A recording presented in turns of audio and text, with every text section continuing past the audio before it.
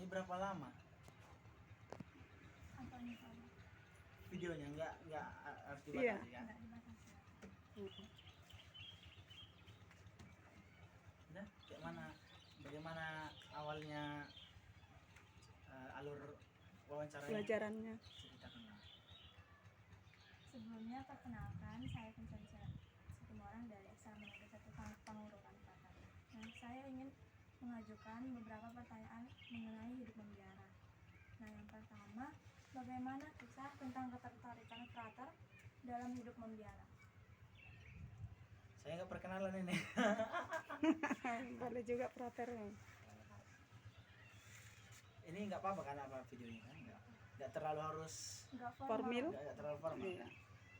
Oke, terima kasih Vincentia Situmorang karena memilih saya untuk menjadi salah satu objek atau subjek dari wawancara ini. Ya, perkenalkan, nama saya Prater Polta Amal Basir. Sekarang saya sedang menjalani tahanan orientasi pastoral dan panggilan atau TOPP di paroki kita, Paroki Santo Paulus Penanggung. Nah, terkait dengan pertanyaan pertama, bagaimana kisah tentang ketertarikan saya untuk menjadi calon imam ataupun menjadi imam. Untuk kisah awalnya ya karena pada waktu itu ketika saya kecil, kebetulan saya anak KDS. Nah, jadi ketika pastor berkunjung ke rumah, berkunjung ke stasi, keseringan ramah tamahnya atau cara makannya di rumah. Akhirnya banyak diskusi, banyak cerita-cerita, dan saya melihat pada umumnya bahkan setiap pastor yang saya jumpai pada saat itu sama sekali tidak ada yang tidak ramai, yang tidak mudah senyum, yang tidak baik. Jadi semuanya lah saya katakan, semua imam yang pernah saya jumpa itu baik, ramah, penuh kasih, pintar-pintar, apalagi ya, makanannya mereka enak-enak terus. Setiap datang ke stasi kan makanannya enak-enak. Jadi ketertarikan awalnya yaitu karena memang saya lihat mereka baik, ramah, enak ngomong sama mereka.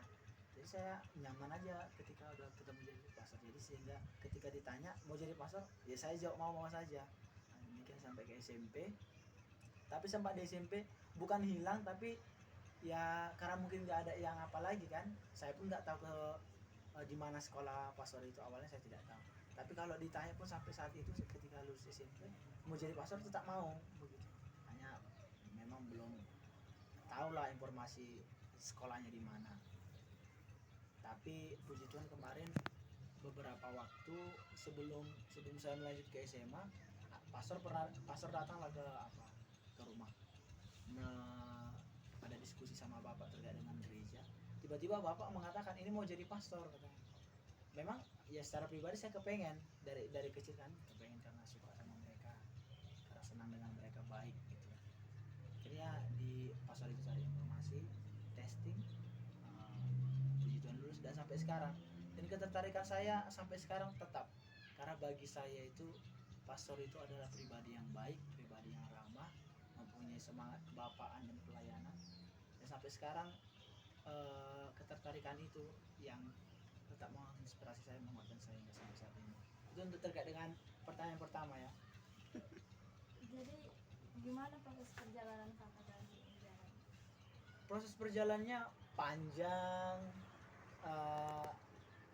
seru, sedih, banyak apanya lah, variatif lah perasaannya kan. Tapi puji Tuhan sejauh ini kalau dari tingkat apanya lancar-lancar saja sampai saat ini. Dalam artian belum ada tidak ada pengulangan, tidak ada perpanjangan. Puji Tuhan masih sangat lancar karena mengikuti dinamika sebaik mungkin. Tapi ya pastilah seperti kehidupan teman-teman di luar juga kan, tidak semuanya baik, tidak semuanya berjalan dengan mulus. Ada tantangannya, baik itu dari internal frater sendiri ataupun dari eksternal, atau bahkan internal komunitas karena kami kan hidupnya berkomunitas, ataupun kadang-kadang ketemu sama umat yang barangkali tidak sesuai, yang tidak sepemikiran, atau pertanyaannya terlalu berlebihan, kurang sesuai konteks. Tapi pada umumnya secara pribadi saya mengatakan banyak serunya lah. Ketika saya sudah masuk jadi frater ini, banyak serunya, banyak berkatnya, banyak rahmatnya. Baik itu rahmat atau berkat yang saya terima sendiri ataupun diterima oleh orang tua, keluarga dan orang-orang terdekat. Begitu terkait dengan perjalanannya. Jadi yang ketiga itu hal apa saja membahagiakan dalam hidup membiara ini? Hal-hal yang sangat membahagiakan itu barangkali kalau orang mengatakan kalau sesama teman kaum berjubah, ini saya beritahu agak lucu, bahkan kadang-kadang kayak agak diejek-ejek gitu.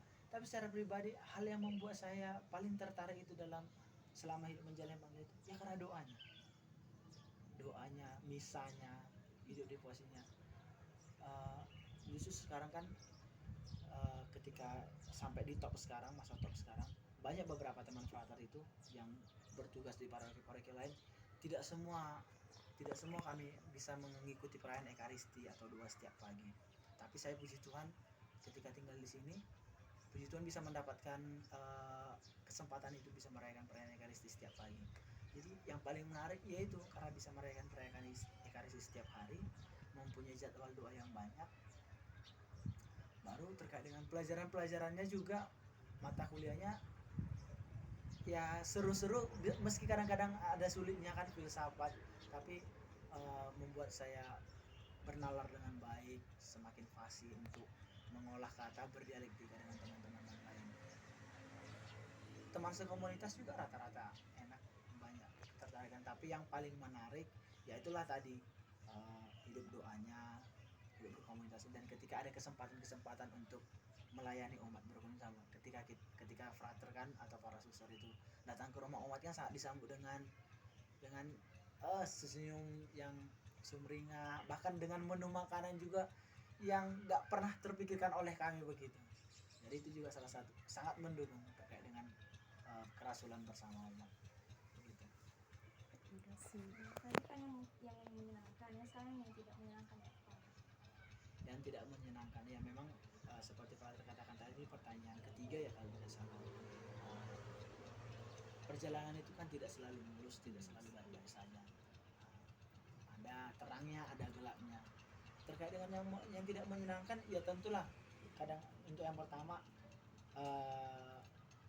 yang tidak menyenangkan itu ketika teman-teman itu, kami sesama komunitas itu tidak sepemikiran.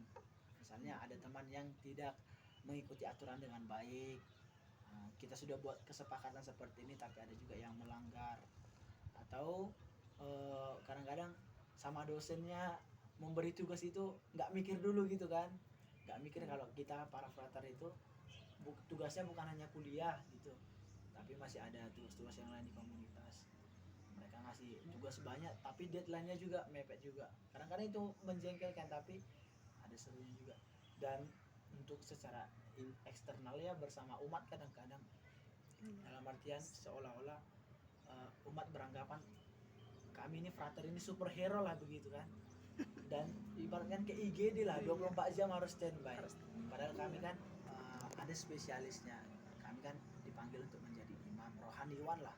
Jadi maunya tentang hal-hal rohani, meskipun kami tidak menutup kemungkinan bahwa kami juga mempunyai bakat-bakat tertentu seperti di bidang manajemen, keuangan, lagu, musik dan sebagainya, kami tetap membuka diri. Tapi kadang-kadang kita jengkel itu memberikan pertanyaan-pertanyaan ya sebenarnya dia udah tahu tapi kayak kadang-kadang mencobai, ataupun membuat pertanyaan yang tidak sesuai konteks, ataupun membuat permintaan itu mereka udah tahu ini kita ada tugas di stasi yang lain atau sedang pertemuan tertentu, tapi kadang-kadang mereka maksa gitu kan, kita nolak dibilang sombong sekali.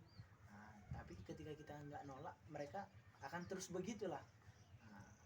Itu yang kadang-kadang membuat kita nggak enak, padahal kan kita harus berjalan bersama, harus saling mengerti juga, saya mengerti mereka juga sebisa mungkin harus mengerti kita begitu. Itu kadang-kadang yang membuat ya pusing tapi agak jengkel tapi mau apalah mau dibuat kan, namanya juga hidup, ada sisi baik sisi buruknya, sisi gelap sisi terangnya. Terus yang selanjutnya itu gimana proses atau tahapan dalam hidup membiara ini? Nah untuk proses tahapan ini kan berbeda-beda ya.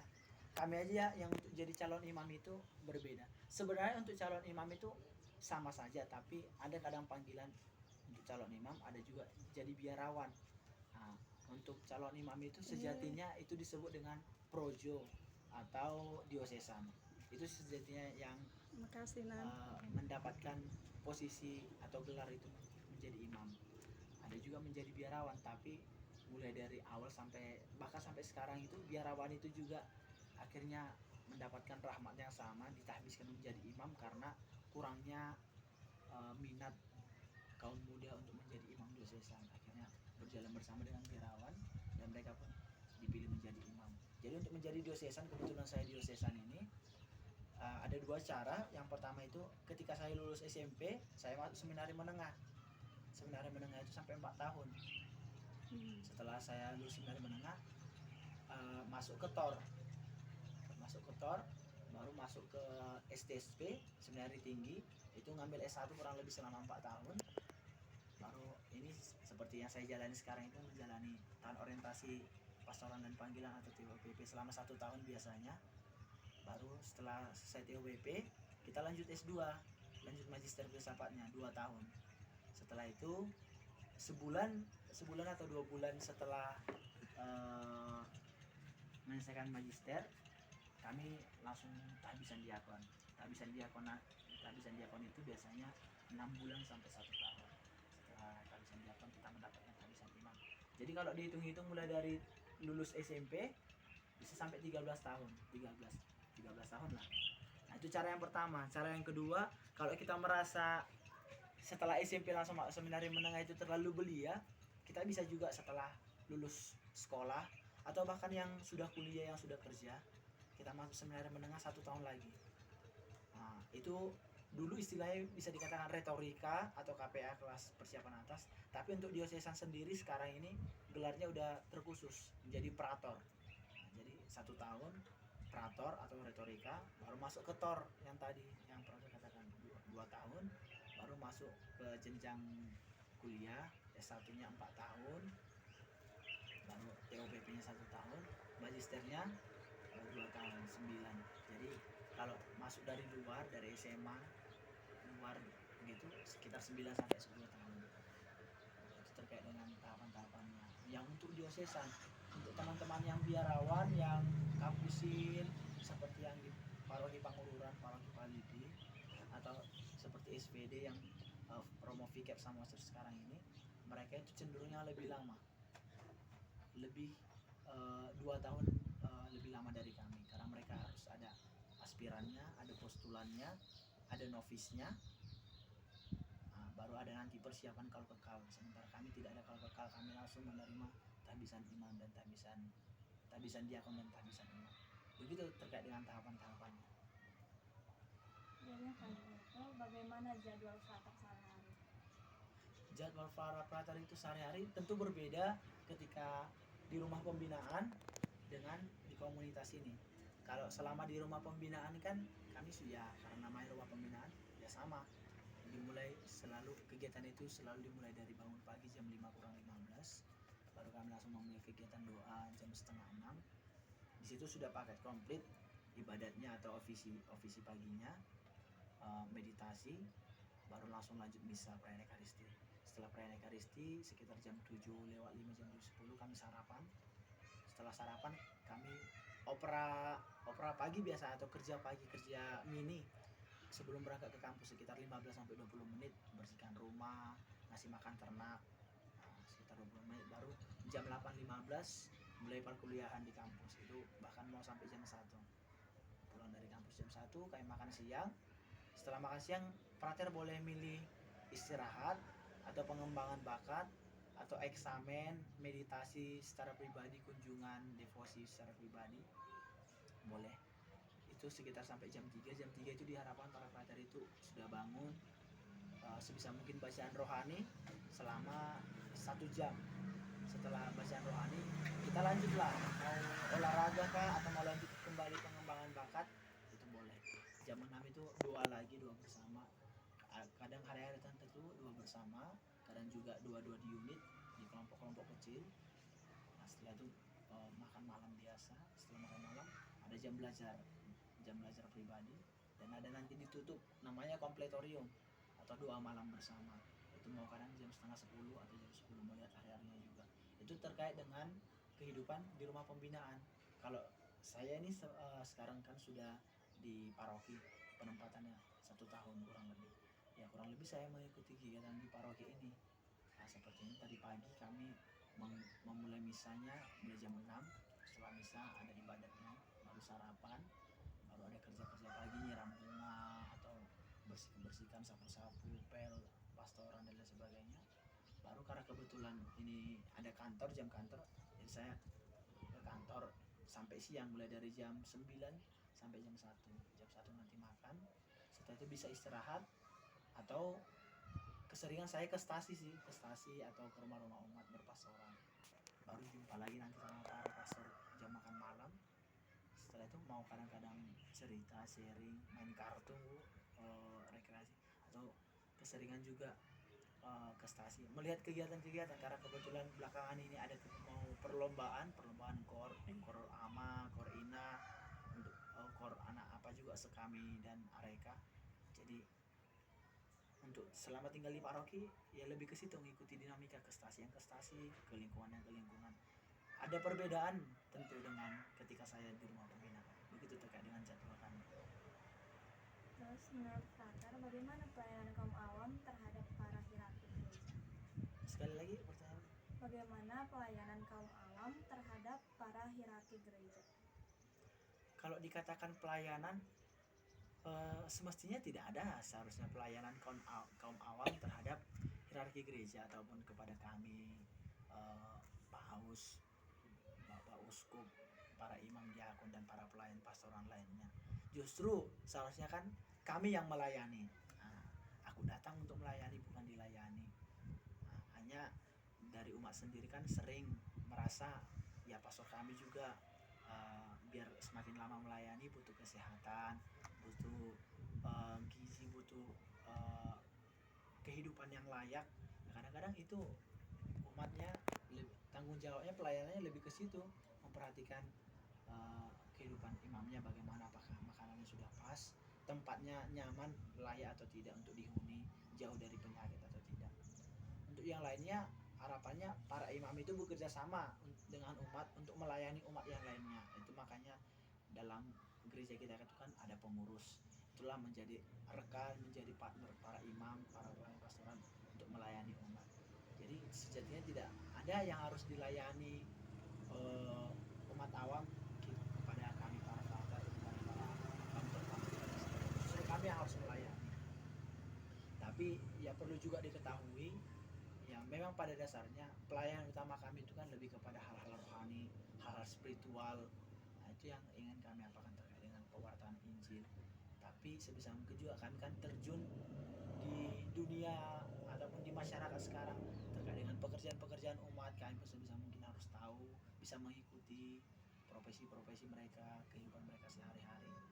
Jadi lebih kepada ya sebisa mungkin kita saling melayani, saling bekerja sama.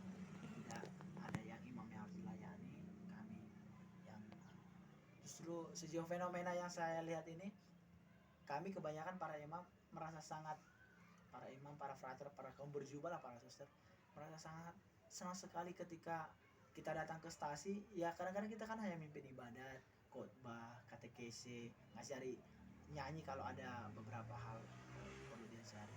Tapi setelah itu kita disambut dengan makanan, disambut dengan jamuan yang luar biasa yang kadang-kadang kita nggak pernah berpikir seperti itu. Itu pelayanan umat yang menurut kami sangat luar biasa, tapi mungkin bagi umat itu sangat biasa, tapi bagi kami itu sangat luar biasa. Mungkin dan itulah salah satu pelayanan mereka yang memang kami tidak mewajibkan, dan gereja pun tidak ada mewajibkan itu, hanya memang dari kepekaan umat sendiri memberikan itu. Ya kami pun tidak enak untuk menolak, sebisa mungkin kami nikmati, kami syukuri. Itu terkait dengan awam dengan seharusnya kami saling melayani, saling bekerja sama. Pertanyaan yang ke-9, mengapa sedikit pastor yang melayani padahal banyak stasi yang mau dilayani? Nah, ini yang menjadi pertanyaan kami kepada para umat sebenarnya. Seperti dalam Injil itu kan, banyak panenan itu banyak, tapi yang memanen itu tidak seberapa. Tuaian itu banyak, tapi untuk para pekerja yang untuk memanen tuaian itu sebenarnya ada tapi tidak cukup lah begitu. Seperti yang Vincent saya tanyakan tadi, banyak stasi, banyak lingkungan, banyak gereja, banyak umat di paroki kita sendiri saja perbandingannya sangat sangat tidak pas. Kita ada 21 stasi tapi imam hanya ada 2. Jadi kalau kita lihat, sudah syukur satu stasi itu mendapatkan kesempatan 2 bulan itu sekali misa, sudah sangat syukur. Sehingga ada 2 bulan lebih baru misa. Nah, jadi ini pertanyaannya kan kepada umat, kenapa? Apakah orang tua itu tidak mempromosikan panggilan untuk menjadi imam kepada anak-anak, kepada kaum muda? Ya karena kadang-kadang orang tua juga takut kan, merasa mungkin seperti orang Batak, nggak ada keturunan, nggak ada penerus marga, atau karena memang mungkin kami para imam ini kurang gencar untuk mempromosikan panggilan, atau barangkali karisma kami itu kurang menarik di hati para kaum muda, kita kurang tahu juga. Ya sejauh ini itulah dulu yang baru kita dapat, baru kita terima. Masih sangat sedikit pelayanan, tapi harapan kita kan, doa kita juga, bahkan usaha kita tetap mempromosikan panggilan kepada kaum muda, baik itu untuk menjadi imam, jadi biarawan, ataupun jadi suster, jadi biarawati. Nah, itu sih sebenarnya menjadi perhatian sampai sekarang. Bahkan ini menjadi salah satu visi dari keuskupan kita, Keuskupan Agung Medan, yaitu menumbuhkan panggilan untuk menjadi kaum berjubah, menjadi imam ataupun biarawati. Karena memang masih sangat sedikit para pelayan dibandingkan dengan umat yang harus dilayani. Banyak unsur lah yang menyebabkan itu. Seperti saya katakan, baik itu dari budaya, dari orang tua, dari kaum muda sendiri, ataupun dari kami barangkali kurang memberikan karisma, kurang memberikan teladan yang kurang pas, sehingga mereka tidak tertarik. Ini menjadi perhatian kita bersama. Itu terkadang pertanyaan ke-9. Yang terakhir itu, apa pesan yang membangun dari kakak untuk kaum muda? Pesan yang membangun, ya secara pribadi ini selalu saya gaungkan ketika saya ada aksi panggilan, ketika saya ada ngasih seminar, ngasih rekoleksi terhadap kaum muda itu. Ya harapannya jangan pernah takut lah untuk mendengarkan panggilan Tuhan itu. Dan setelah mendengarkan, jangan takut juga untuk menjawab iya terhadap panggilan itu. Meskipun kita tidak tahu apakah kita akan jadi atau tidak, tapi setidaknya kita sudah memberi diri mengusahakan. Saya pribadi yang sekarang yang sudah terbilang 10 tahun menjalani formasi menjadi calon imam, saya tidak bisa memastikan saya akan jadi imam atau tidak. Saya tidak bisa memastikan, tetapi saya mengusahakan dan saya percaya kepada Tuhan yang memanggil. Karena dia sudah memanggil, ya saya menyerahkan semuanya. Ya udah, Tuhan urus, yang penting saya usaha juga gitu kan. Saya usaha, Tuhan kasih ini, kasih jumpa dengan umat seperti ini.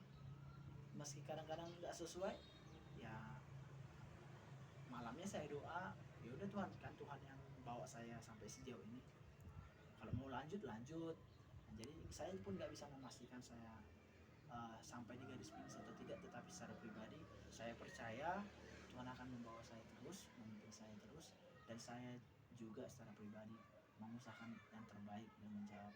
Dan akhirnya itulah, kepada kaum muda saya mengatakan, jangan pernah takut mendengarkan sapaan Tuhan, mendengarkan suara Tuhan, dan jangan pernah takut untuk menjawab iya.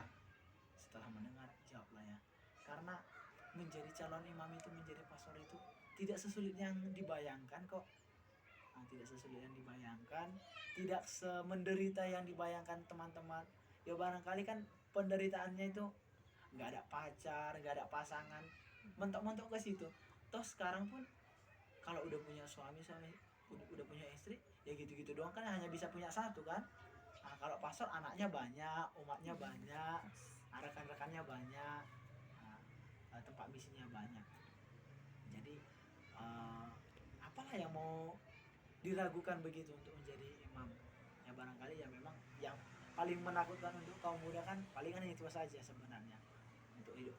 Tidak, karena para pastor itu, biarawati itu tidak mempunyai hubungan khusus dengan seseorang, tetapi itu sifatnya universal dan solidaritas terhadap semua umat.